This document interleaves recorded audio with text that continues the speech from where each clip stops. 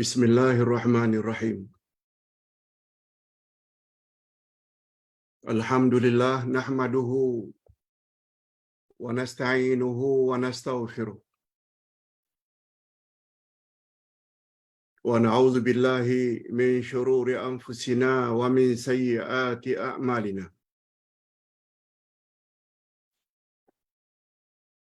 May yahdihillahu fala mudilla lahu wa may yudlil fala hadiya lahu.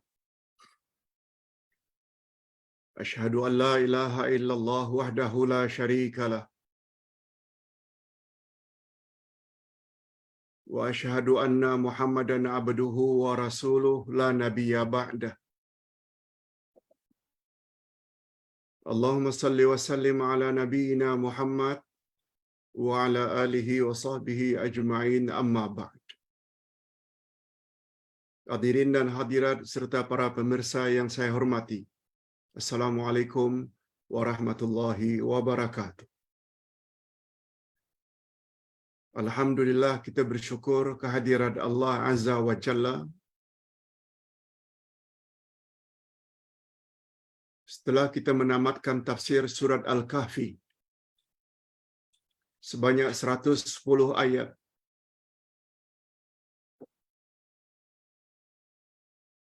maka pelajaran berikutnya setiap hari Ahad jam 10.30 mula hari ini kita akan belajar topik lain, buku lain yang berjudul Penyakit Ain dan Cara Merawatnya. Cuma mohon maaf, kitab tersebut dijanjikan oleh percetakan akan siap pada hari Selasa insya-Allah. 2 hari lagi.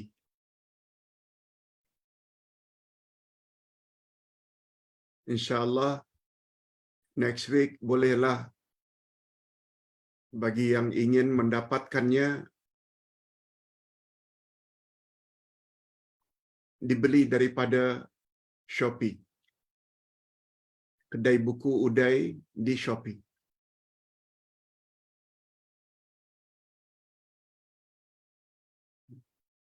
Hanya saja sebelum kita memasuki dan melihat sendiri kandungan kitab tersebut, itu sebabnya Ustaz gunakan istilah pelajaran kita hari ini adalah mukaddimah. Penyakit ain dan cara merawatnya. Mukaddimah maknanya pendahuluan, supaya kita dapat suatu gambaran apa itu penyakit ain dan bagaimana cara untuk merawatnya secara global.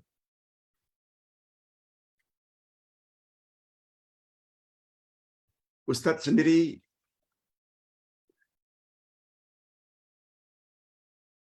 tidak pakai lagi buku yang dimaksudkan. Ustaz hanya pakai nota yang Ustaz kirim pada percetakan. Ini yang akan Ustaz bacakan sebentar lagi. Semampu yang boleh dalam masa 1 jam ini.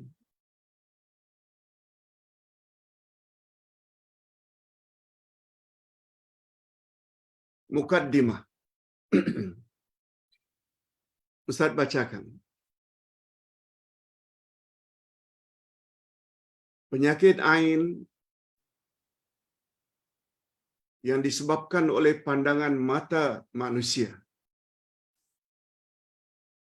sangat kurang diperkatakan dalam perubatan masyarakat Nusantara. Penyakit ain yang disebabkan oleh pandangan mata manusia. Ainun maknanya mata. Mengapa penyakit itu dipanggil dengan penyakit ain? Sebab penyakit ain tersebut munculnya ada kaitannya, sebabnya dengan pandangan mata manusia. Itu sebabnya penyakit itu dipanggil penyakit ain. Walaupun banyak berlaku, tapi ilmu tentang itu tidak banyak diketahui oleh umat Islam Nusantara. Termasuk Malaysia, Singapura, Indonesia, Brunei, Selatan Thailand. Sangat kurang disebut penyakit ini. Padahal sebenarnya kita senantiasa terdedah dengan bahaya penyakit ini setiap hari. Sebab setiap hari kita saling pandang memandang. Kalau kita tidak memandang orang, orang memandang kita. Alat untuk memandang atau melihat itu adalah mata. Akibat pandangan itu lalu kita sakit, itu namanya penyakit ain. Penyakit ain ini termasuk salah satu jenis penyakit yang cukup berbahaya. Bahaya. Biasanya penyakit ini selalu menimpa baby. Biasanya. Tapi penyakit ain ini tak semestinya menimpa baby.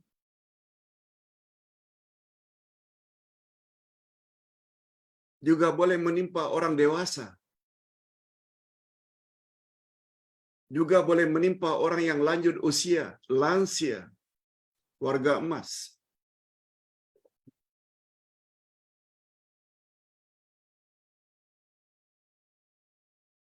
Biasanya penyakit ini selalu menimpa baby atau bayi akibat ketajaman pandangan orang yang terpesona dengan kecantikannya atau kesehatannya atau apapun kelebihan yang Allah anugerahkan kepadanya. Bila kita bawa baby ke rumah seseorang, lalu tuan rumah katakan, comelnya baby ini, sehatnya baby ini. Dia memandang lalu dia memuji, biasanya baby itu balik demam panas. Maknanya baby itu telah ditimpa penyakit ain.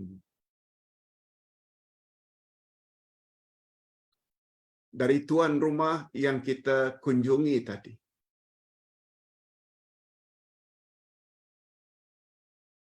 Jadi kita tak boleh memuji ke Pak Ustaz.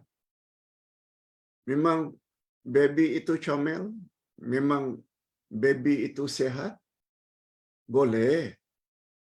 Tapi ada caranya. Itu nanti yang akan kita bahas. Bagus juga untuk pengetahuan semua Ustaz sebut.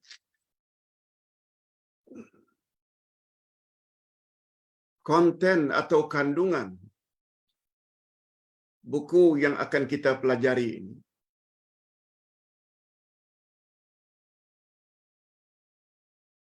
Tidak tebal, kurang dari 100, hanya sekitar 80 muka surat saja. Tapi kandungannya, coba dengar baik-baik. Pertama, mukaddimah. Ini yang kita sebut pada hari ini. Pembukaan atau permulaan.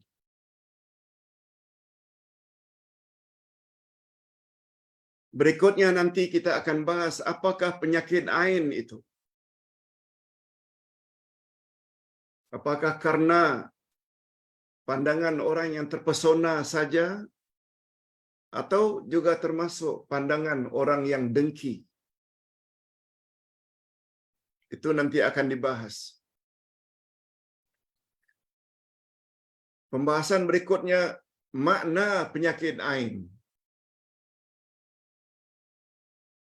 Berikutnya, dalil, hujah, bukti adanya penyakit ain. Ustaz selalu sebut kita boleh yakini bila ada dalil. Dalilnya ada tak Pak Ustaz? Ada. Dari Quran, dari hadis Nabi. Masalahnya kita tahu atau tak tahu. Pernah dengar atau belum dengar.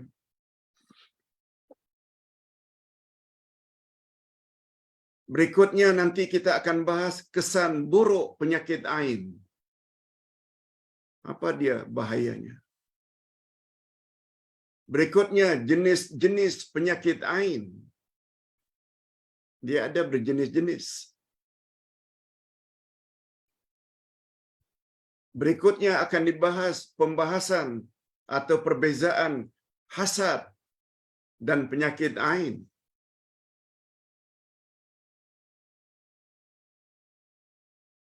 Maksudnya seseorang akan terkena penyakit ain bukan karena mata yang memandang itu terpesona lalu memuji.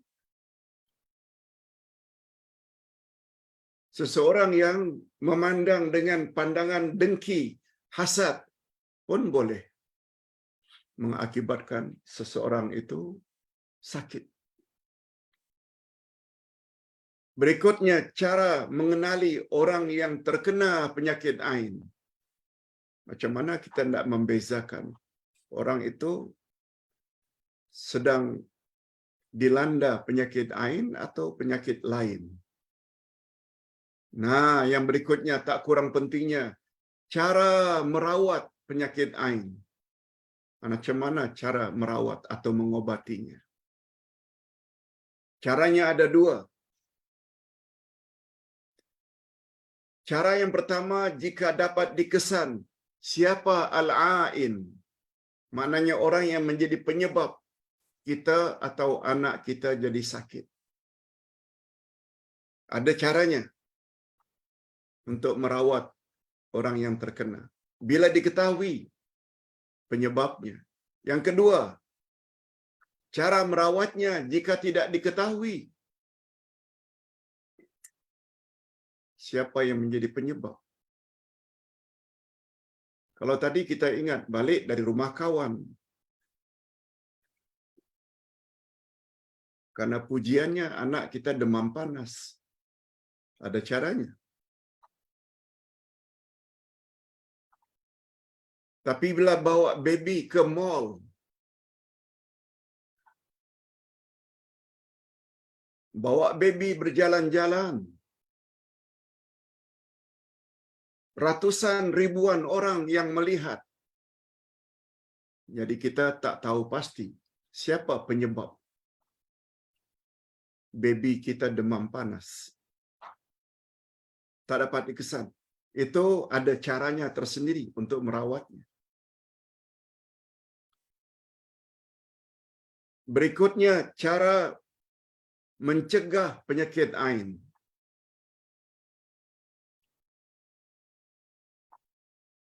Merawat lain, mencegah lain. Mencegah ini sebelum terkena.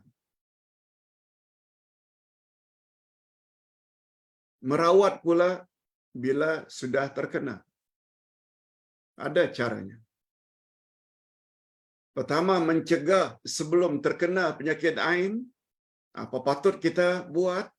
Apa yang patut kita baca untuk protek diri kita dan baby daripada terkena penyakit ain? Itu namanya mencegah sebelum terjadi. Atau kalau sudah terjadi, macam mana cara untuk merawatnya atau mengobatinya? Itu semua nanti akan kita bahas satu demi satu. Demikian kandungan buku yang akan kita pelajari mula minggu hadapan insya-Allah. Sekarang ini sekedar mukaddimah.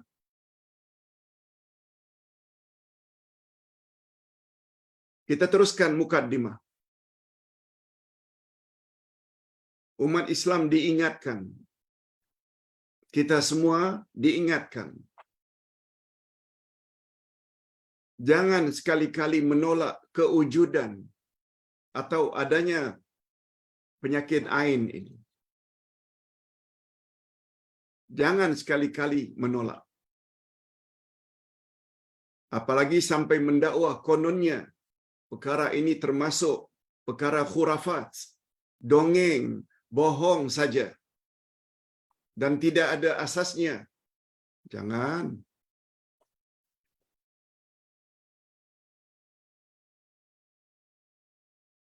Besar kemungkinan kita tak tahu.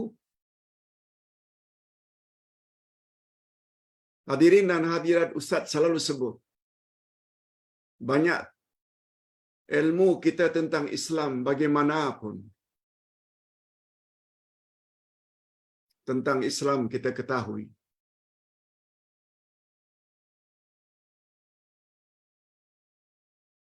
Tapi ilmu tentang Islam yang belum kita ketahui lebih banyak daripada yang kita sudah tahu.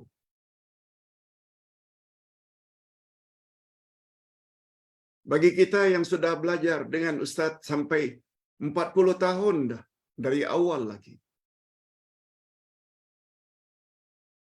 Ada yang baru 30 tahun, ada yang baru 20 tahun, dan ada yang baru 2 tahun, hanya sempena PKP saja.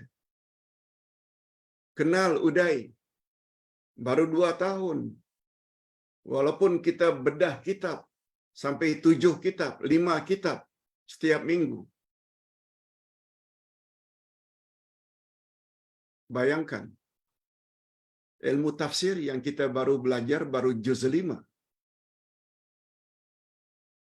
Kalau juz 5, bukankah bermakna masih 25 juz lagi kita belum tahu?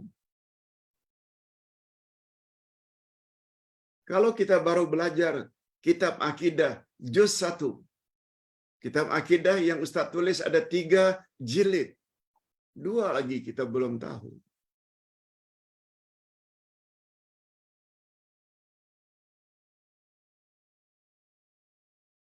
Maknanya banyak lagi ilmu-ilmu Islam yang kita belum ketahui. Ustaz ulang sekali lagi, umat Islam diingatkan supaya jangan sekali-kali menolak akan kewujudan penyakit ain ini. Apalagi sampai mendakwa kononnya perkara ini termasuk perkara khurafat dan tidak ada asas.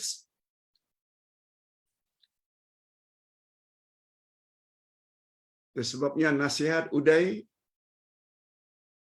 jika anda sudi membaca buku ini hingga selesai, maksudnya buku yang Ustaz tulis dan Ustaz kirim dalam grup semalam,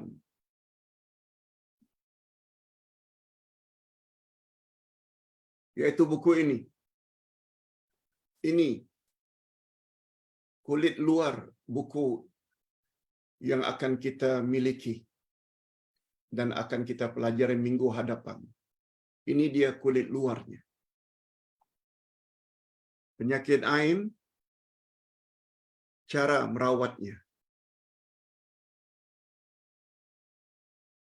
Jika anda sudi membaca buku ini hingga akhir, insya-Allah anda akan yakin bahawa penyakit ain memang wujud. Sebab sungguh banyak ayat Al-Quran dan hadis yang sahih yang menyebut peristiwa yang berkaitan dengan penyakit ain. Cuma kita saja yang belum tahu. Apalagi majoriti umat Islam Nusantara terkenal dengan baik tajwidnya, lagunya. Tapi belum banyak yang belajar tafsir sehingga memahami kandungannya.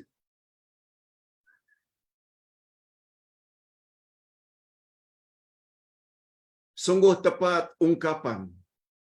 Ini bukan ayat Quran, bukan hadis Nabi, tapi bidalan dalam orang Arab.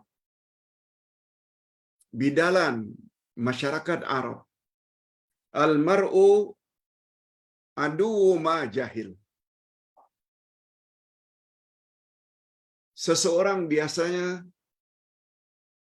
memusuhi apa yang dia tidak tahu.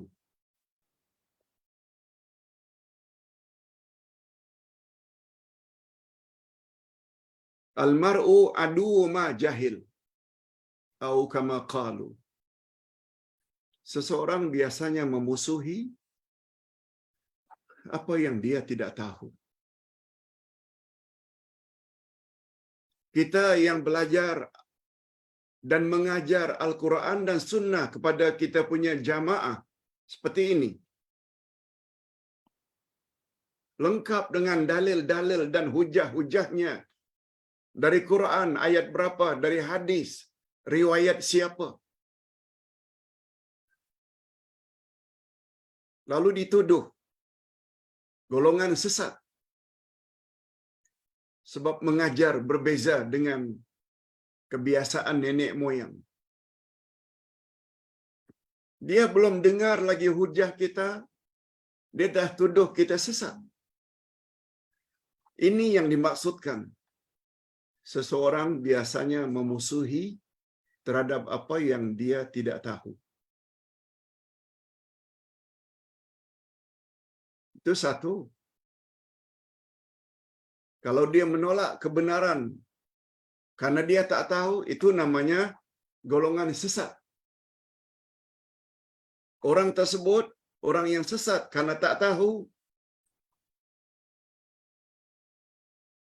Tetapi apabila dia tahu bukti-bukti dan dalil-dalil lengkap Quran dan Sunnah, dia tahu, tetap tolak, itu namanya inat. Inat maknanya degil. Orang tersebut digolongkan ke dalam golongan al-maghdubi alaihim, orang yang layak mendapat murka Allah. Sedangkan orang yang menolak kebenaran karena jahil, tak tahu, itu termasuk golongan ad-dallin, golongan yang sesat. Sebabnya surat Al-Fatihah membagi manusia kepada 3 golongan. Pertama, golongan siratal mustaqim. Ini golongan yang kita minta. Mereka tambah ilmu dan mereka amalkan ilmu dalam kehidupan sehari-hari. Ada ilmu, ada amal. Bukan golongan yang dimurkai. Golongan yang banyak ilmu tapi tidak mengamalkannya. Bukan pula golongan yang sesat, yaitu golongan yang barangkali banyak amalnya tapi tidak berasaskan ilmu. Kita dah ulang berkali-kali tentang 3 golongan dalam surat Al-Fatihah.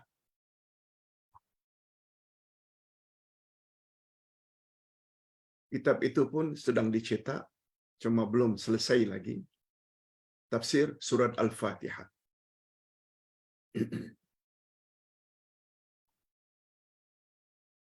Ustaz ulang sekali lagi, sungguh tepat ungkapan al-mar'u adu ma jahil.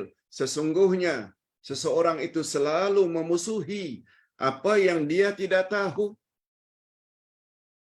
Malahan tidak mustahil. Terkadang seorang muslim atau muslimat akan memusuhi ajaran Islam yang sebenarnya. Ajaran Islam yang sebenarnya, yang rujukannya Al-Quran dan As-Sunnah. Tidak mustahil muslim dan muslimat ada yang menolak ajaran Islam karena kejahilannya.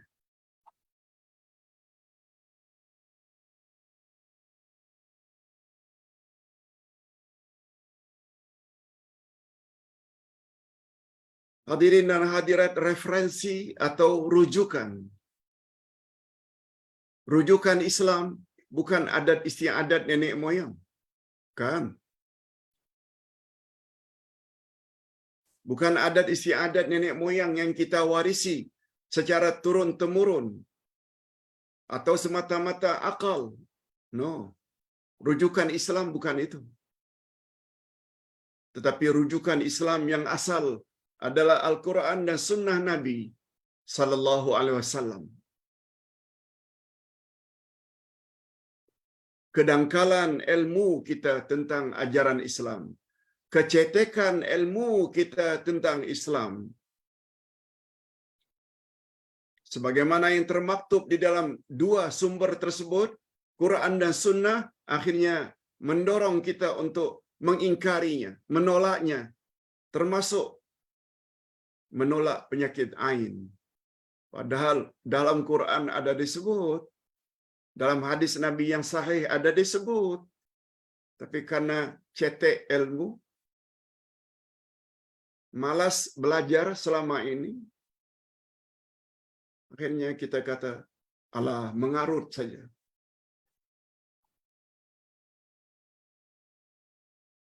Padahal Rasulullah sallallahu alaihi wasallam bersabda dalam hadis sahih riwayat Imam Bukhari dan Imam Muslim, sabda Nabi, "Man yuridillahu bihi khairan yufaqihu fid din." Barang siapa yang Allah menginginkan kebaikan padanya,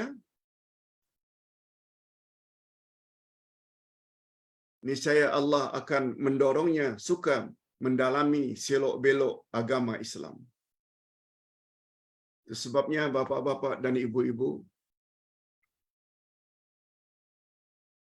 andai kata kita happy dengan majlis ilmu seperti ini, itu satu pertanda baik. Allah ingin jadikan kita orang yang baik. Ustaz ulang sekali lagi. Man yuridillahu bihi khairan yufaqihu fid din. Barang siapa yang Allah menginginkan kebaikan untuknya, lalu Allah akan dorong dia suka mendalami selok-belok agama. Bapak-bapak dan ibu-ibu serta para pemirsa yang saya hormati, bila perasaan kita ada semacam itu satu pertanda Allah ingin jadi kita orang yang baik. Tapi bila sebaliknya, alah Pak Ustaz, cuti hanya 10 hari. Mengapa kita tak mula saja pada tahun baru 2023?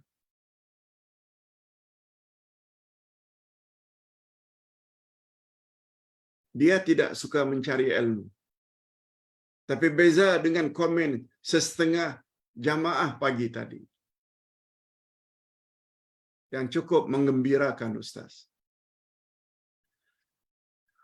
Pak Ustaz, setelah 10 hari, 2 minggu, tidak mendapat pencerahan, ceramah dari Pak Ustaz, rasanya iman sudah mula merudum. Tapi begitu dapat ceramah pagi tadi melalui kuliah subuh, apalagi topiknya nama Allah Al-Wasi' dengan penjelasannya, yang dengan mengetahuinya kita jadi umat yang berlapang dada, suka memaafkan kesalahan orang lain. Rasanya iman sudah mula naik balik, Pak Ustaz. Lalu Ustaz jawab komen seorang doktor itu. Betul doktor. Iman ini dia bagaikan bateri. Rechargeable. Dia boleh dicas. Macam bateri bila dah lemah, kita cas balik. Handphone kita bila sudah lemah, kita cas balik. Itu yang Ustaz maksudkan rechargeable. Rupanya iman sama dengan bateri. Apabila lama tak dapat tazkirah, dah mula merudum. Sebab menurut pandangan Ahlus Sunnah wal Jamaah,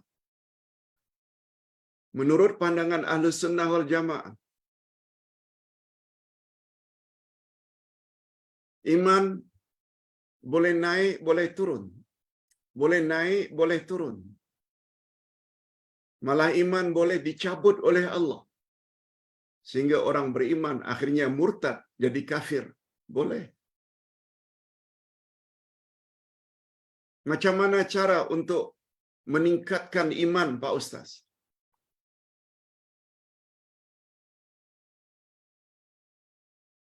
Dia perlu dicas.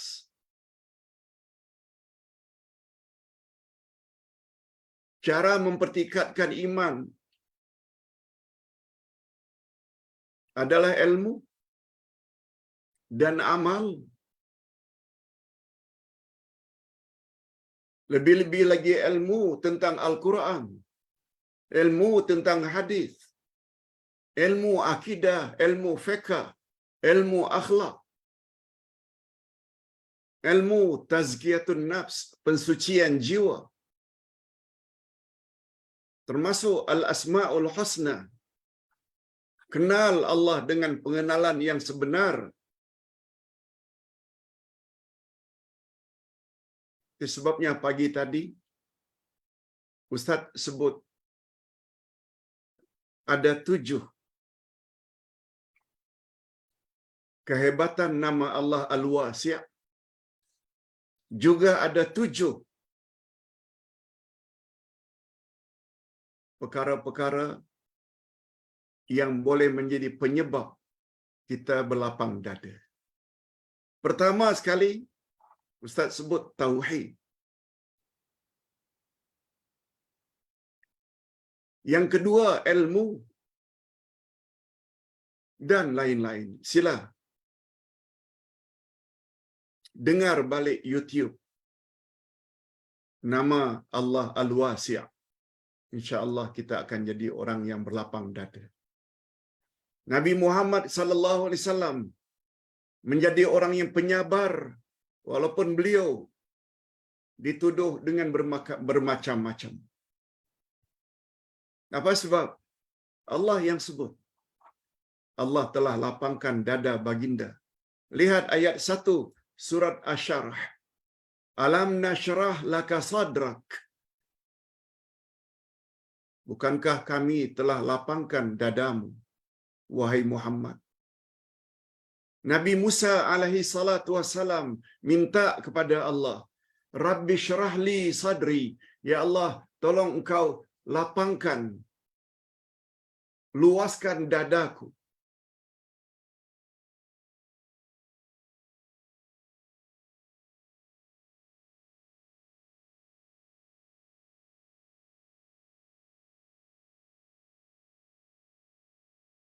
Tetapi apabila kita lama tidak mendapat tazkirah, lama tak dengar ceramah, dia akan merudum. Oleh sebab itu, bila dah mula merudum, ikuti lagi syarahan, ceramah, tazkirah, khasnya yang berkaitan dengan ma'rifatullah, ma'rifatun Nabi, ma'rifatud dinil Islami. InsyaAllah iman kita akan menjadi kuat.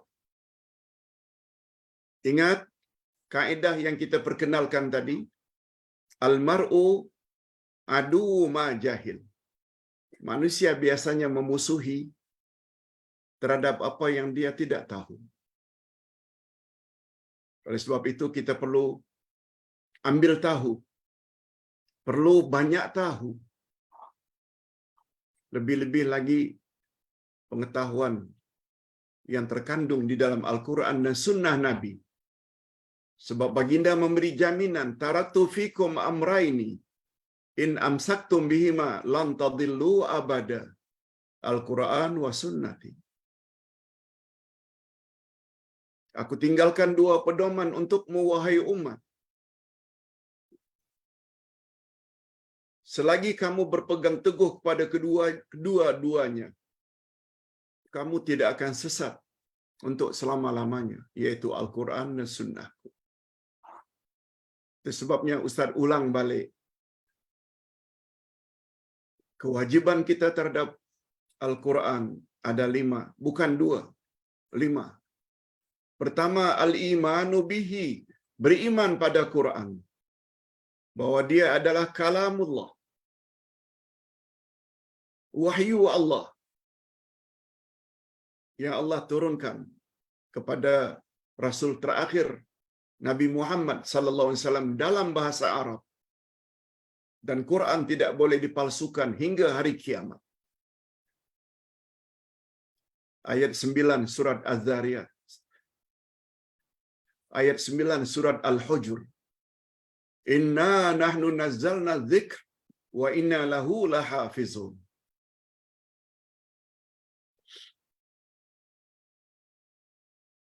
Kewajiban kita yang kedua terhadap Al-Quran, tilawatuhu, membacanya.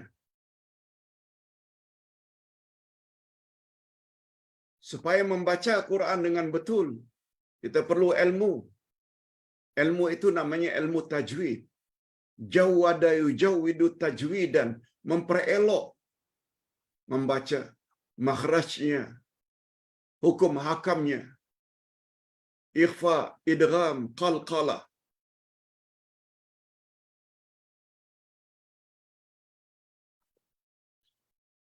Mad, makhraj, cara mengeluarkan huruf. Ada syafawi, ada idgham ma'al gunnah, ada idgham bila gunnah. Untuk mendapat tilawah yang baik. Yang ketiga, belum cukup iman dan baca. Walau baik macam mana pun bacaannya, masih tiga lagi kewajiban kita. Kewajiban yang ketiga, al-fahmu bihi, memahami Al-Quran. Memahami Al-Quran.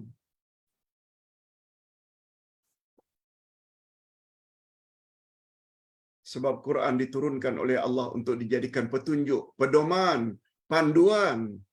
Macam mana hendak dijadikan Quran sebagai pedoman atau panduan? Referensi. Andai kata kandungan Quran kita tak faham.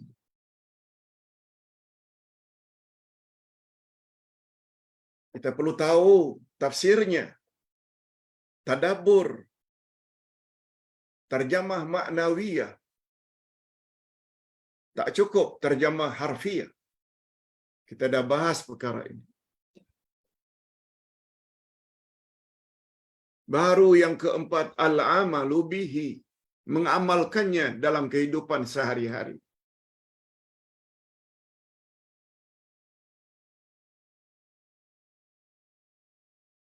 Mengamalkannya dalam kehidupan sehari-hari. Dan seseorang mustahil dapat melaksanakan Quran kalau dia terlebih dahulu tidak faham, kalau dia terlebih dahulu tidak ambil tahu apa kandungan Al-Quran. Itu sebabnya kefahaman itu perlu. Baru dapat kita amalkan. Terakhir yang kelima, setelah kita beriman, kita baca dengan tajwid yang baik, kita faham tafsirnya, kita amalkan dalam kehidupan sehari-hari semampunya. Kita ada kewajiban yang kelima, yaitu sebar-sebarkan kepada orang lain. Kalau ustaz boleh berceramah, kalau ustaz boleh menulis, para jamaah juga boleh berbuat sesuai dengan kemampuan. Tak mampu berceramah, tak mampu menulis, barangkali kita beli buku, kita hadiahkan saudara mara, dakwah juga. Setelah kita dengar ceramah online seperti ini, kita pula ada di dalam grup, ada disediakan oleh tim YouTube. Apa susahnya berdakwah dengan share YouTube tersebut kepada grup keluarga atau grup alumni? Di mana susahnya? Itu dakwah juga. Kalau ahlinya ada 200 orang, takkan 2-3 orang tak ada yang dengar. Tak ada sama sekali yang ketuk hatinya untuk mengikuti. Dakwah juga.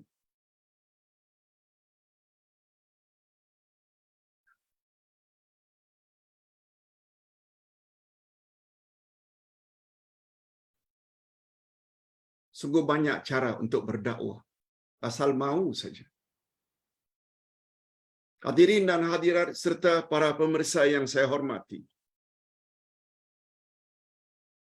Barang siapa yang Allah menginginkan kebaikan kepada seseorang, niscaya Allah akan mendorongnya suka mendalami selok-belok agama. Yufaqihu fiddin. Memahami agama ini sangat mustahak. Hadis riwayat Bukhari dan Muslim. Semoga kita termasuk ke dalam golongan yang dinyatakan oleh Allah dalam hadis sahih tersebut. Bukan orang yang benci, tapi happy. Banyak komen jemaah, Pak Ustaz, setiap pagi kami terasa hampa, tak dapat curahan ilmu dari Ustaz.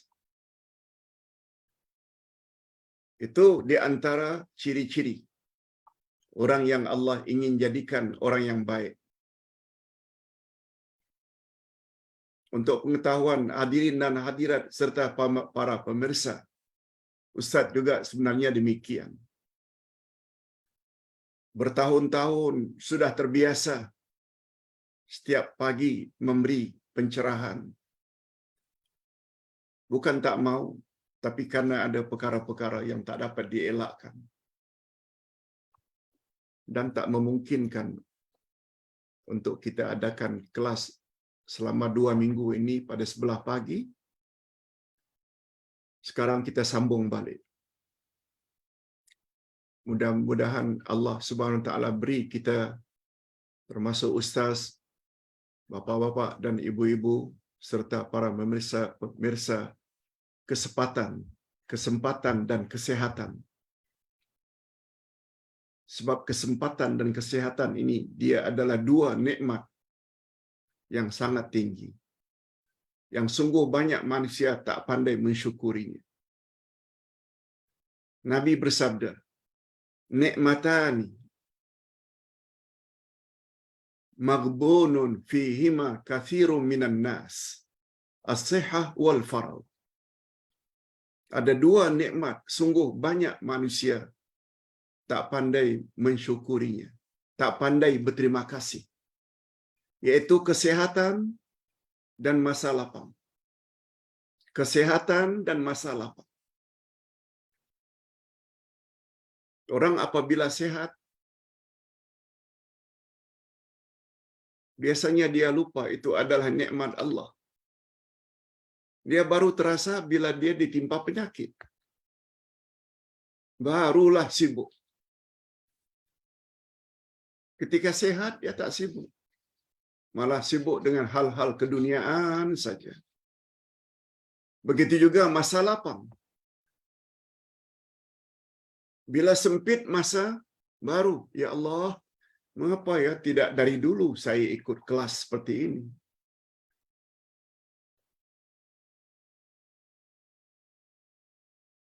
Sebabnya, dalam kuliah subuh semalam, Sabtu pagi, dengan tajuk Dayuth,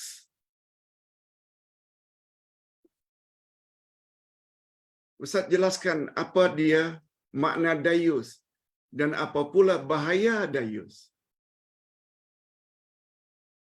Rupanya Dayuth ini termasuk dosa besar dan sangat berbahaya. Khasnya melanda kaum lelaki, kaum bapa, para suami.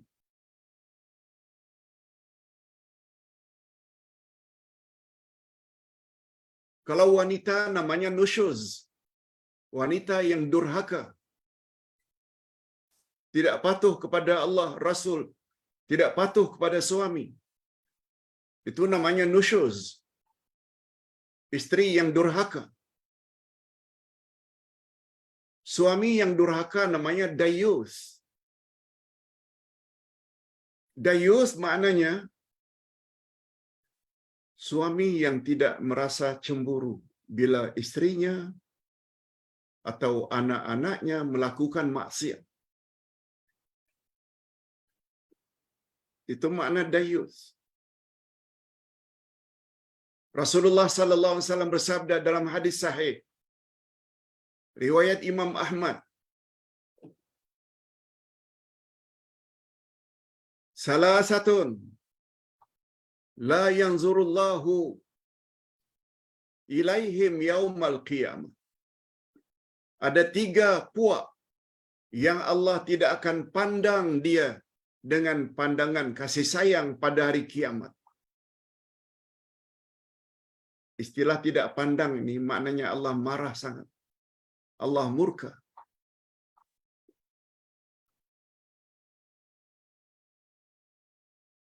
Sebagaimana bahasa kita, kadang-kadang setengah ibu bapa menyebut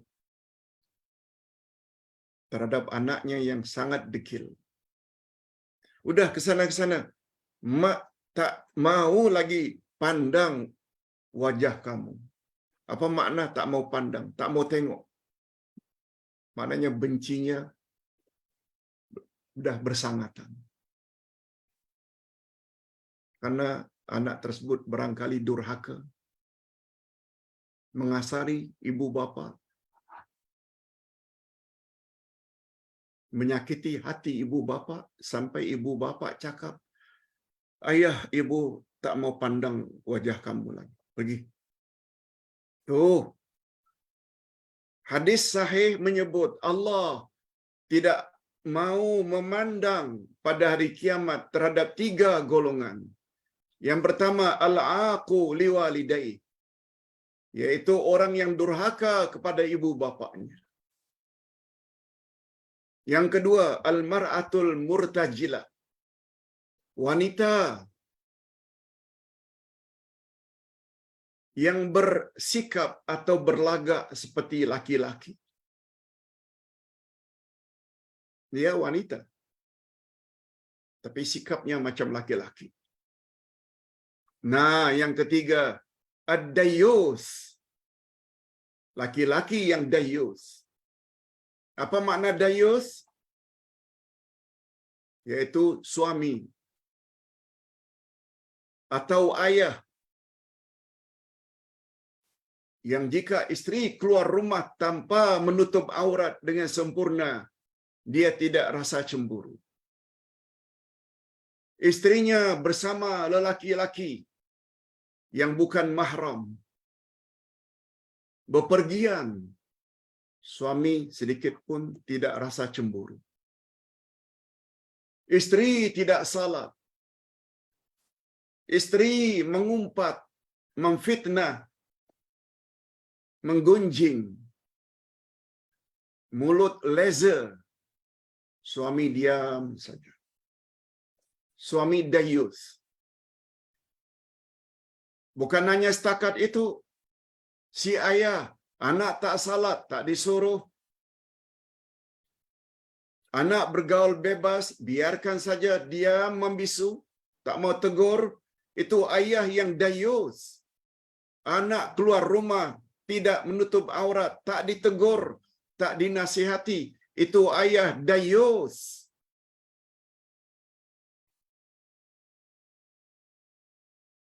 Sila dengar kuliah Ustaz semalam, bukan pagi ini. Pagi ini juga penting, nama Allah Al-Wasi'. Kuliah Ustaz semalam, Sabtu, 3 Desember. Secara live di suatu surau berdekatan. Dengar baik-baik dan sila share dengan grup, terutama grup keluarga, supaya mereka tahu apa itu makna dayus. Sangat-sangat berbahaya.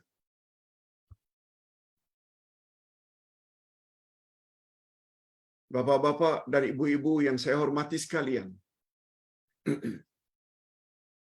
Allah sebut dalam Al-Quran, ayat 14 dari surat At-Taghabun, Ya ayyuhalladzina amanu inna min azwajikum wa auladikum aduwwan lakum fahzaruhum. Hei orang-orang yang beriman, sesungguhnya sebahagian dari istri-istri kamu, sesungguhnya sebahagian daripada anak-anak kamu adalah musuh-musuh kamu. Oleh sebab itu, berwaspada dan berhati-hatilah kamu terhadap mereka.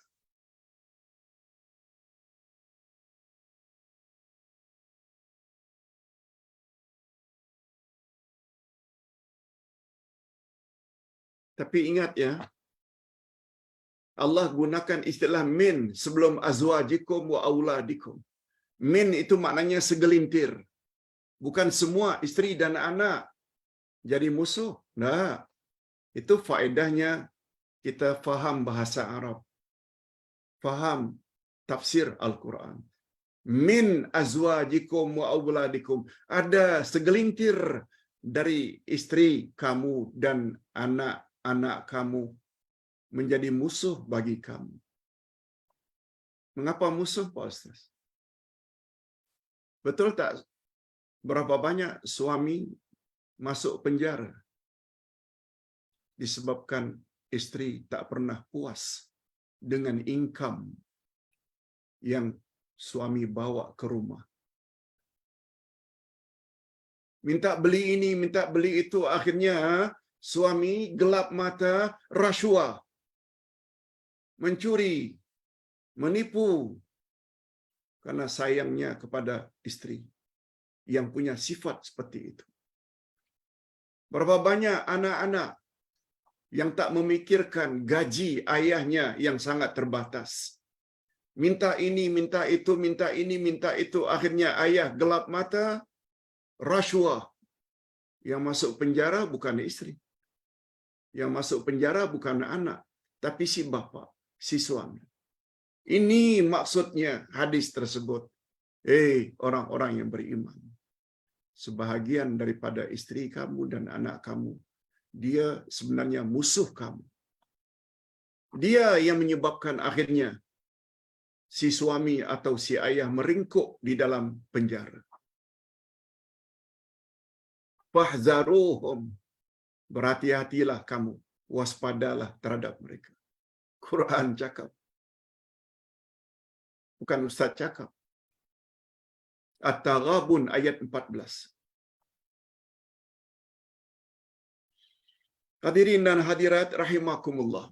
Ustaz kira untuk kali pertama ini cukup sampai di situ dulu. Akan lebih puas lagi nanti bila kita dapat menatap bukunya lengkap dengan dalil-dalilnya dari Quran dan Sunnah. Apakah makna penyakit ain yang sebenarnya? Macam mana cara merawatnya? Macam mana supaya kita jangan terkena dan anak kita jangan terkena daripada pandangan jahat atau pandangan terpesona orang lain bila kita bawa baby kita keluar rumah.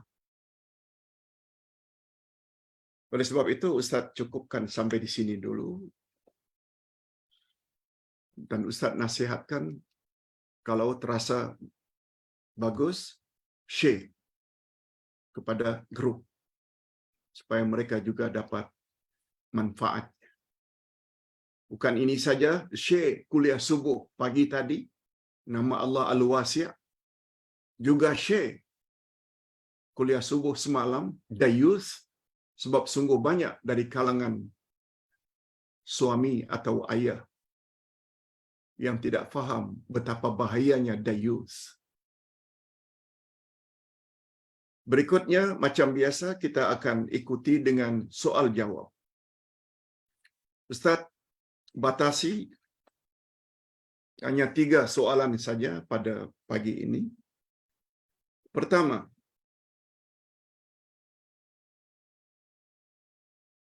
Pak Ustaz ada postingan tentang cara beruduk. Ini ditanya melalui Facebook. Ustaz diberitahu oleh tim ada pertanyaan Pak Ustaz. Bunyi pertanyaannya, saya dapat kiriman atau posting tentang cara berwudu. Kononnya Rasulullah sallallahu alaihi wasallam berwudu ketika menyapu kepala sekali saja. Bukan hanya itu, menyapu kepala sekali, kemudian langsung ke telinga.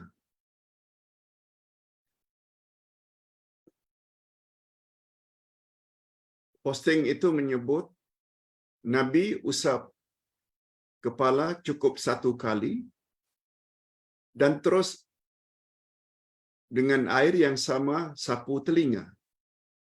Mohon pencerahan Pak Ustaz.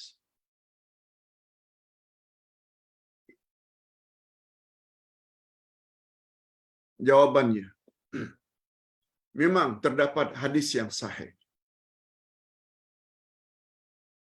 Rasulullah sallallahu alaihi wasallam melakukan perkara itu.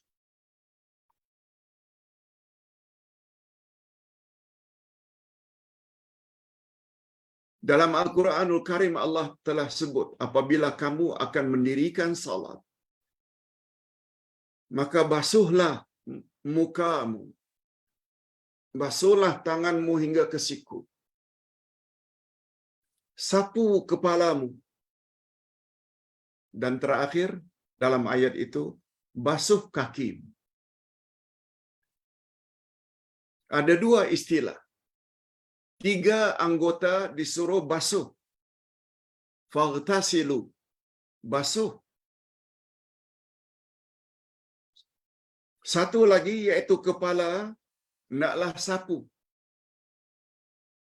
Ada perbezaan antara 2 istilah ini. Basuh untuk muka, tangan, dan kaki, yaitu dengan mengalirkan air. Tidak cukup dengan sapu. Basahkan towel atau tuala, kata orang Indonesia, towel. Lalu disapu pada muka, disapu pada tangan, tak boleh. Sebab itu namanya sapu. Yang disuruh oleh Allah, faghtasilu, basuh. Walaupun dengan spray.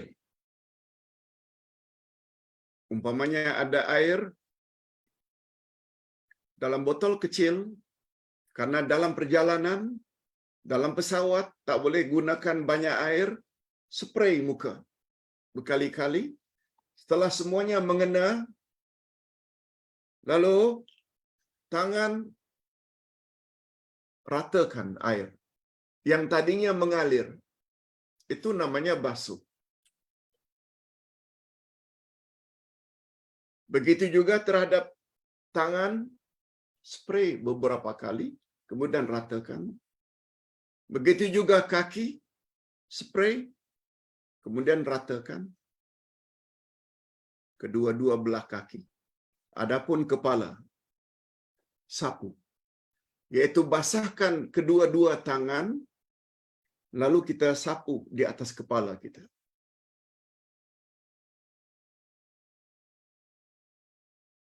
Lalu kita teruskan dengan menyapu telinga.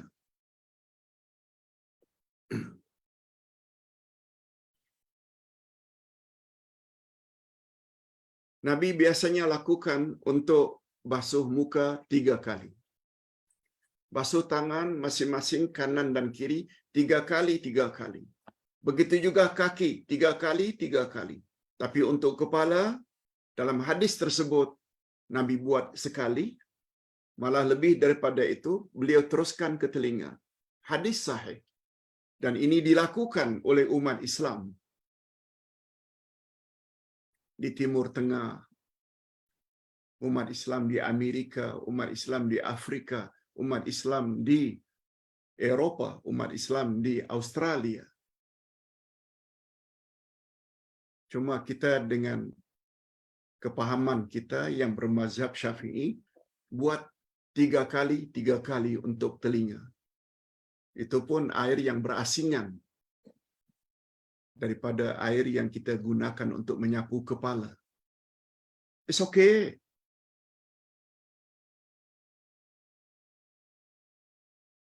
Tapi yang tak okay itu, apa dia Pak Ustaz? Kita salahkan orang yang menyapu kepala sekali, langsung ke telinga. Mengapa kita salahkan? Kurang ilmu. Itu sebabnya kaedah yang kita sebut tadi dalam mukaddimah, al-mar'u aduwwu ma jahil. Manusia selalu memusuhi apa yang dia tidak tahu. Mana pula sah sudah digunakan untuk kepala, digunakan air yang sama untuk telinga, itu hujahnya. Mana sah? Bukankah itu namanya musta'mal? Semua tuduhan-tuduhan itu karena ceteknya ilmu. Bukankah dengan mengatakan tak sah sama dengan kita indirectly, secara tidak langsung mengatakan wuduk Rasulullah tidak sah? Lihat bahayanya jahil. Itu sebabnya tak mau ikut tak mengapa. Buat 3 kali. Sapu kepala itu pun sikit-sikit. Sedangkan yang Nabi sebut itu seluruh kepala. Sapu.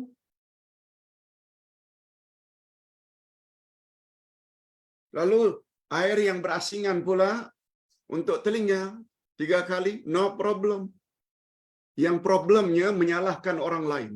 Padahal apa yang orang buat itu ada asasnya dari Nabi Muhammad sallallahu alaihi wasallam. Ini bahayanya kalau kurang ilmu. Gara-gara kurang ilmu lah kita akhirnya tak ada kerja lain menyalahkan orang saja.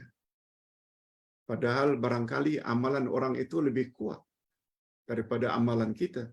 Sebab orang itu beramal dengan ilmu, yang kita pula beramal dengan taklid buta. Tambah pula ustaznya apabila ditanya, jangan ditanya. Kamu tak percaya aku ke? Allahu Akbar. Ini masalah kita.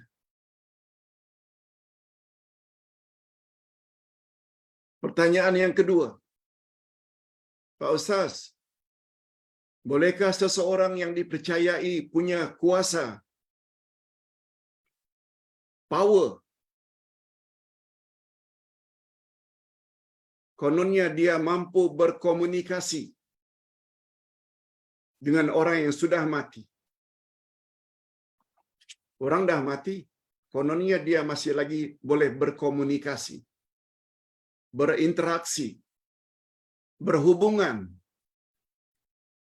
dengan orang yang sudah mati. Dan hasil daripada komunikasinya dengan orang yang sudah mati, dia menyampaikan pesan orang mati itu kepada orang yang masih hidup. Barangkali anak-anaknya, kaum kerabatnya, pasangannya. Mohon pencerahan Pak Ustaz. Apakah itu namanya karamah, yaitu keramat? Hadirin dan hadirat, di dalam Al-Quran surat Al-Mu'minun, Allah Subhanahu wa taala berfirman pada ayat yang ke-15 dan 16.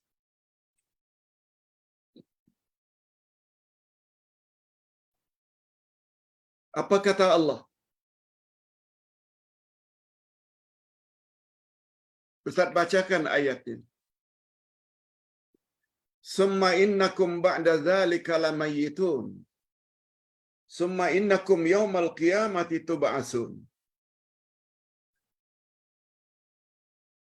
Ayat 15 dan 16.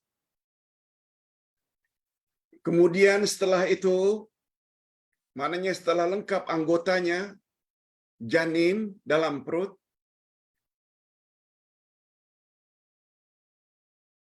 kemudian lahir dunia, kamu akan mati. Kemudian sesudah itu, yaitu proses kejadian janin dalam perut, lalu kamu lahir, kamu kelak akan mati. Dalam umur 50 ke 60, 70, 80, kamu mesti mati. Kullu nafsin dha'iqatul maut. Kemudian apa kata Allah? Summa innakum yaumal qiyamati tub'atsun. Kemudian kamu pada hari kiamat akan dibangkitkan. Ayat inilah yang digunakan oleh ulama akidah. Ayat 15, 16, ayat itulah digunakan sebagai hujah oleh ulama akidah. Bahawa orang yang sudah mati tidak boleh balik ke bumi. Tidak boleh balik lagi ke dunia. Sebab dia berada di alam barzakh. Apalagi makna barzakh, tembok atau dinding yang tak boleh ditembusi. Sama ada hendak balik ke dunia atau hendak masuk ke alam akhirat, tak boleh. Itu namanya alam barzakh. Jadi orang itu akan berada di alam barzakh sampai kiamat terjadi. Barulah bangkit dari kubur untuk hidup kali kedua, yaitu kehidupan akhirat. Oleh sebab itu, dakwaan seseorang dapat berkomunikasi dengan orang yang sudah mati tak boleh diterima.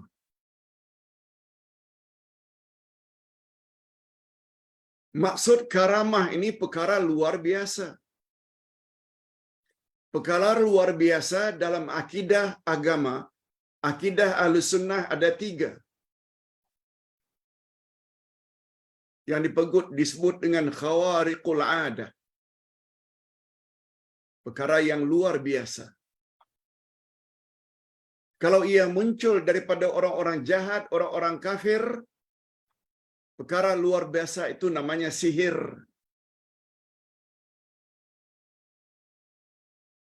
Kalau perkara luar biasa itu muncul dari orang-orang yang taat, wali-wali Allah, orang yang dekat dengan Allah, namanya karamah. Dengan izin Allah.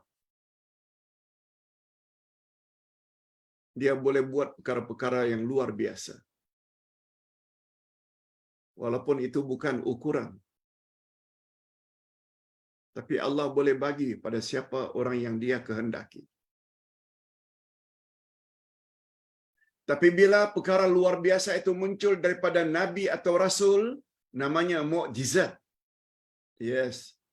Semua perkara-perkara itu perkara luar biasa. Namun demikian perlu kita ingat. Hebat macam mana pun seseorang, dia tidak boleh berkomunikasi dengan orang yang sudah mati. Kecuali dalam mimpi. Bila kita mimpi Rasulullah, betul, itu adalah Rasulullah. Sebab Rasulullah tidak boleh diserupai oleh syaitan.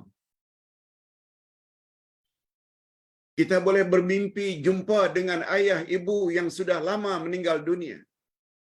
Boleh dalam bentuk mimpi.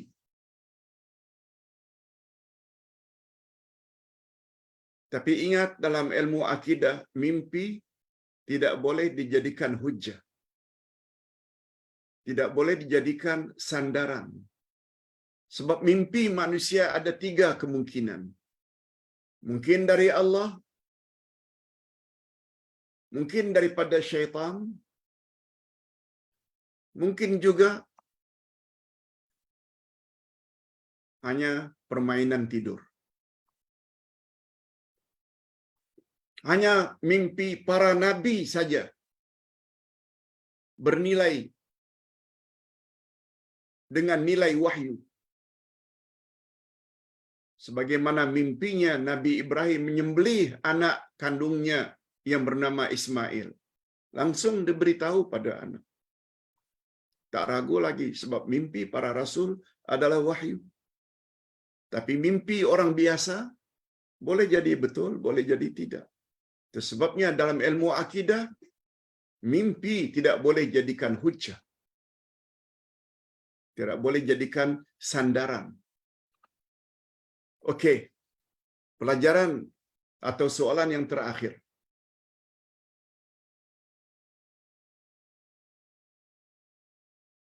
Bagaimana Pak Ustaz jika saya salat sebagai masbuk? Umpamanya imam sudah 1 rakaat. Saya datang kemudian. Nah, saya ini namanya masbuk. Orang yang datang terlambat. Imam sudah mendahului 1 rakaat bersama makmum yang lain. Cuma persoalannya, kalau salat 4 rakaat, betul tak? Bila imam sudah salam, saya mesti tambah 1 rakaat lagi? Yes. Kena tambah. Sebab bila imam salam, bermakna salat awak baru 3 rakaat. Tambah 1. Tapi apa yang terjadi?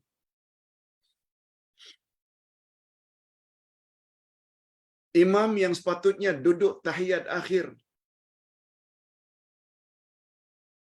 tanpa saya tahu, juga jemaah lain tahu, rupanya imam lupa langsung naik ke rakaat yang kelima. Rakaat yang kelima.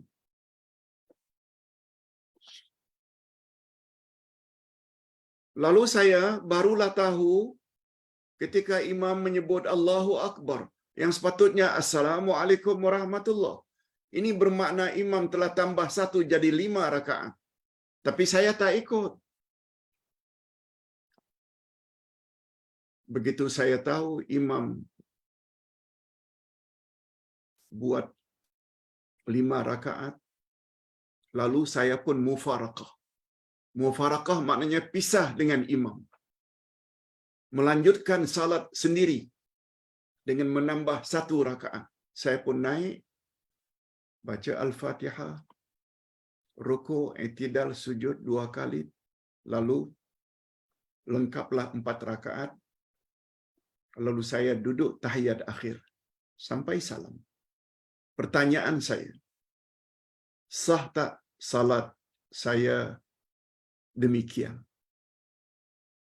Jawab ringkasnya sah. Jawab ringkasnya sah. Sebab Anda tidak ikut imam ketika dia lupa tadi. Lalu Anda mufarakah, pisah dengan imam, tambah 1 rakaat, kemudian tahiyat akhir salam. Itu 1. Andai kata yang terjadi ini yang kedua. Anda tahu imam lupa, lalu imam naik untuk rakaat kelima. Anda ikut. Bagi imam dan jemaah lain, rakaat menjadi 5. Tapi bila Anda ikut, Anda menjadi 4. Dah sempurna, dah 4.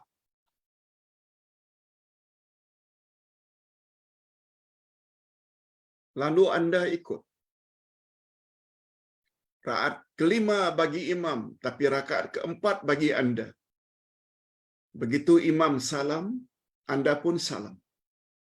Tak perlu tambah lagi, sebab sudah genap 4 rakaat.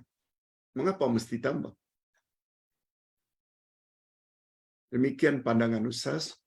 Mudah-mudahan ada manfaatnya. Minta maaf kalau ada jawaban atau soalan jemaah yang belum Ustaz jawab. Ustaz coba jawab pada esok hari insya-Allah. Kita akhiri dengan doa seperti biasa. Alhamdulillahirabbil alamin. Wassalatu wassalamu ala asyrafil anbiya'i wal mursalin wa ala alihi wa sahbihi ajma'in. Rabbana ighfir lana dzunubana wa liwalidina warhamhum kama rabbawna shighara. Rabbana hab lana min azwajina wa dhurriyyatina qurrata a'yun waj'alna lil muttaqina imama. Rabbana ighfir lana dzunubana wa israfana fi amrina wa tsabbit aqdamana wansurna 'alal qaumil kafirin. Ya Allah, dalam 2 hari ini kami telah belajar tentang makna dayus dan bahaya melalui kuliah subuh semalam hari Sabtu. Kami juga telah belajar nama-Mu ya Allah Al-Wasi' melalui kuliah subuh pagi tadi. Dan selanjutnya kami juga telah mempelajari makna penyakit ain